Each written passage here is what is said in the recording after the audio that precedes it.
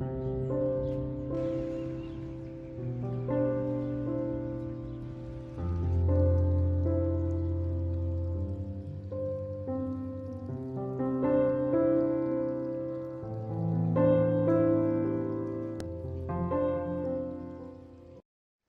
friends, I began recording this Thursday, May 13th, because that's the day the church calendar calls the Day of Ascension. Easter Sunday had been 40 days earlier. On this day, Ascension, as we discussed last Sunday, we're reminded that Jesus is on the throne of heaven. Being on that throne means He's reigning over all creation.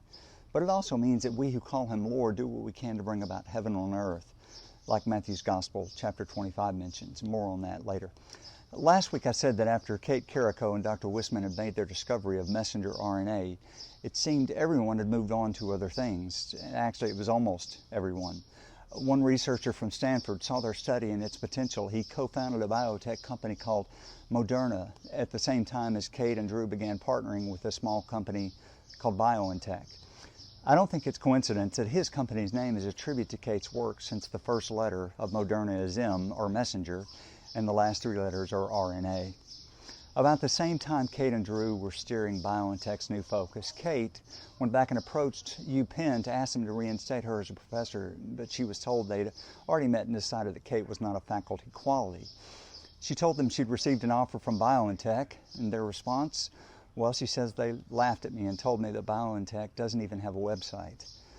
Now, we all know how this story ends, with Kate definitely having the last word. I'd say last laugh, but from all I've read and heard about Kate, she's not the kind of person who would ever laugh at someone else's expense. Today, Kate is a senior vice president of BioNTech, the research lead of the new partnership that created the Pfizer-BioNTech vaccine, and that, along with Moderna, they are supplying billions of doses of the COVID-19 vaccine around the world. And get this, Kate and BioNTech are also preparing to redirect their ideas and energy back to their original intent, which was to use messenger RNA in the battle against one of our leading causes of death, cancer. It sounds like Kate Carrico will be teaching us for a long time. I'm sure that UPenn is thanking their lucky stars that Kate doesn't hold grudges, and in the irony of all ironies, Kate even accepted an adjunct faculty position at UPenn. She says, quote, "I've always wanted to help people, even hoping to get something into the clinic." To make clear that her motivation was always to help others, which has now happened on a global scale, Kate explains, quote, "I was always optimistic it would work, but I never imagined this. It makes me very happy to know I play a part in this success story." You know, at the end of Matthew 25, Jesus gives an image of final judgment, when the king is on the throne and will separate the sheep and the goats. Jesus says the sheep are those blessed to receive the inheritance prepared from the foundation of the world. He tells us that the sheep are those who helped people in need, people who were hungry, thirsty, without a home, who were sick, in prison, and those who'd lost even the shirt from their back. When we call Christ our Lord, when we gaze up to heaven, we want our faith to make a difference in life.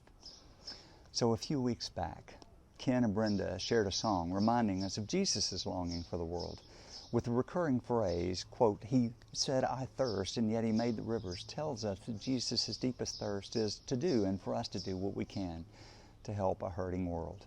Listen as they sing.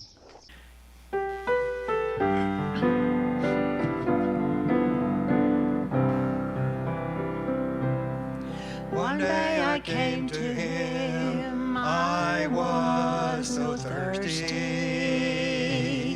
I asked for water, my throat was so dry. He gave me water that I had never dreamed of.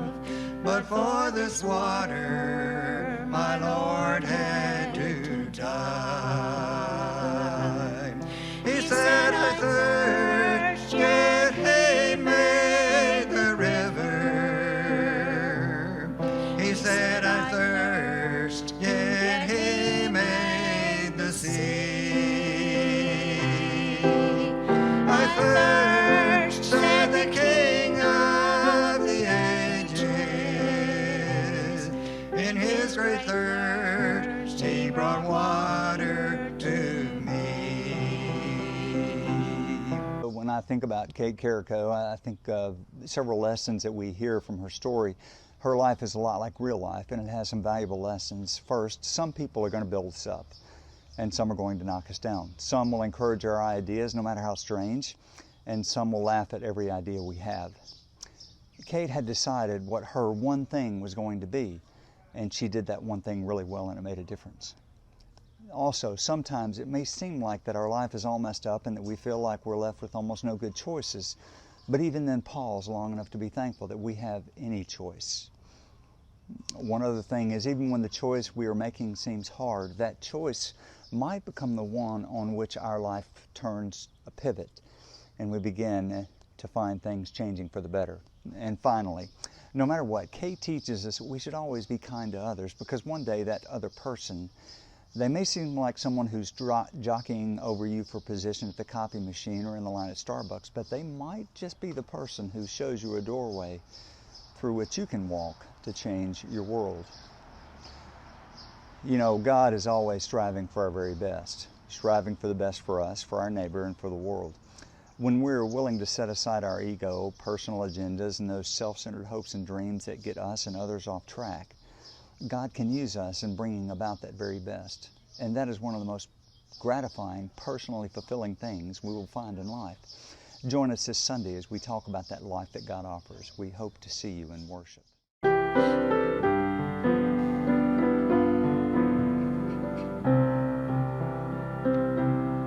Now there's a river that flows as clear as crystal, and it comes from God's throne above. And like a river, it wells up inside me, bringing mercy and life-giving love. He said, I thirst, yet he made the river. He said, I thirst, yet he made the sea. I thirst, said the King of the ages. In his great thirst, he brought water to me. I'd like to tell you how the Lord has blessed us before we sing.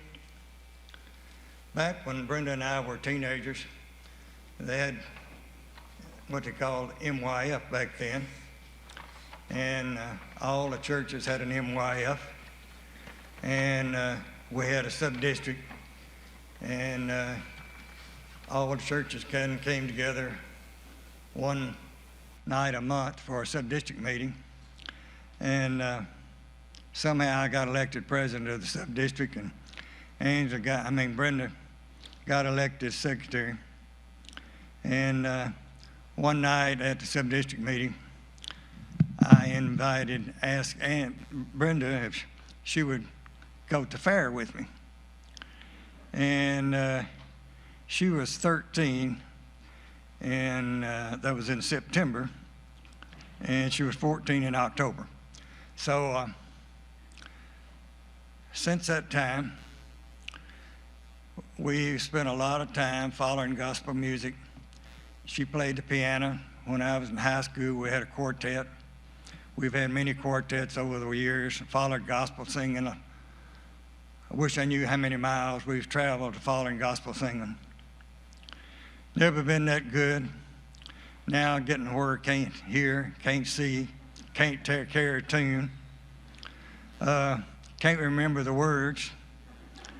Back when I was in the 30s and 40s, we'd memorize the songs. We'd get up and sing. We'd sing 6 or 8 songs. We didn't have to have any music or words. The music never mattered to me because I don't read the music anyway.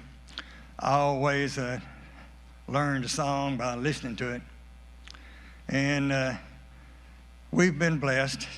If we make it till June the 4th, we'll be married 60 years. And if we make it till September, we've been together 64 years. and we've been together most every weekend during that time. The Lord has been great to us.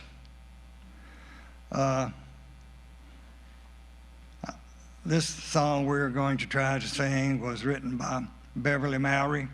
She passed away in December of 13.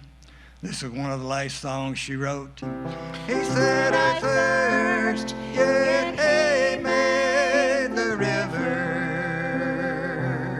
He said, I thirst, yet he made the sea. I thirst, said the King of the ages. In his great thirst, he brought water